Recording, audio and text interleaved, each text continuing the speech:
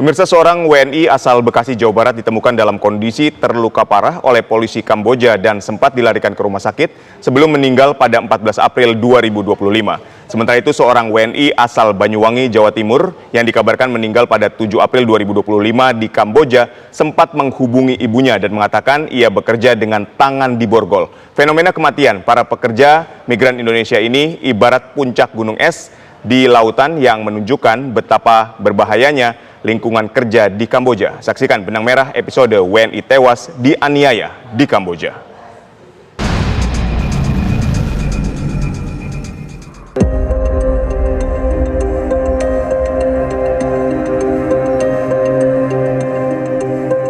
Suasana duka menyelimuti sebuah keluarga di perumahan Villa Gading Harapan, Bekasi, Jawa Barat.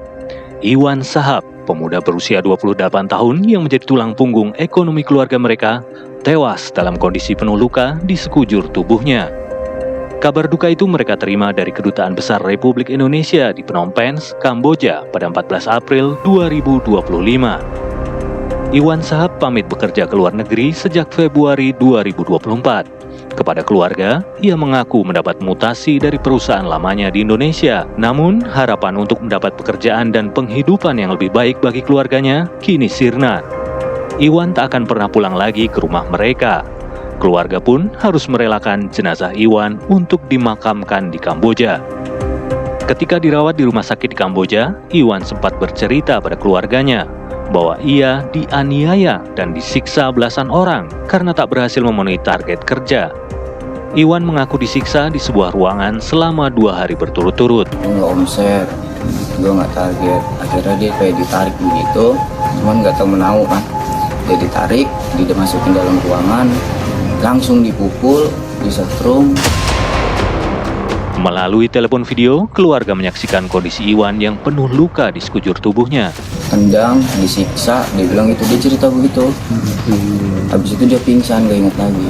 Terus saya tanyain, itu berapa orang? Terus dia bilang sekitar 15 orang. Setelah tak sadarkan diri, Iwan dibuang begitu saja di jalan. Ia ditemukan polisi setempat dengan kondisi tanpa busana, kemudian dibawa ke rumah sakit. 14 April 2025, Iwan dinyatakan meninggal dunia. Rekam medis menunjukkan adanya benturan di kepala yang menyebabkan kemungkinan putusnya pembuluh darah di otak. KBRI di Phnom Penh telah mengonfirmasi kematian Iwan. Namun, karena Iwan tidak terdaftar secara resmi sebagai pekerja migran, pihak berwenang kesulitan untuk menelusuri perusahaan tempat Iwan bekerja guna meminta pertanggungjawaban.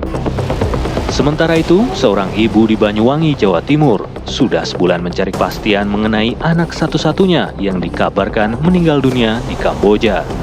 Kabar itu didapat Sulastri dari seorang pria yang berada di Kamboja pada 5 April 2025. Namun, Sulastri tak diberi kejelasan terkait surat keterangan kematian atau foto-foto jenazah anaknya. Pihak keluarga tidak tahu dia kerja di mana, tapi dia Januari itu mengabarkan tiba-tiba dia itu ada di Kamboja. Mengabarkan semua keluarga bahwa dia kerja di sana. Sulastri terakhir kali berkomunikasi dengan Rizal pada 16 Maret 2025. Saat itu, Rizal berniat mengirimkan sejumlah uang untuk bekal Idul Fitri bagi keluarganya.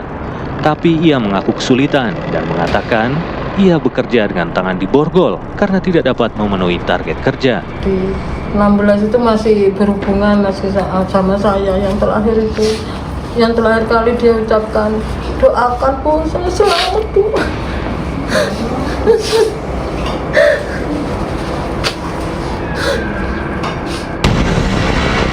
Perempuan parubaya yang sehari-harinya bekerja sebagai penjual nasi bungkus ini pun memohon agar pemerintah membantu menemukan keberadaan Rizal Saputra, anak sematawayangnya. Kabar terakhir yang didapat Sulastri, jasad putranya disimpan di tempat penyimpanan jenazah di daerah Phnom Penh. Bisa ngirim tanggal 15 itu katanya gajian. Saya mau kirim Bu, ya wes kirim. Ternyata dia nggak bisa. Habis itu tanggal 16 dia ngomong nggak bisa, terus gini, doakan Bu aku selamat di sini Bu. Iya nak, tak doakan kamu nak.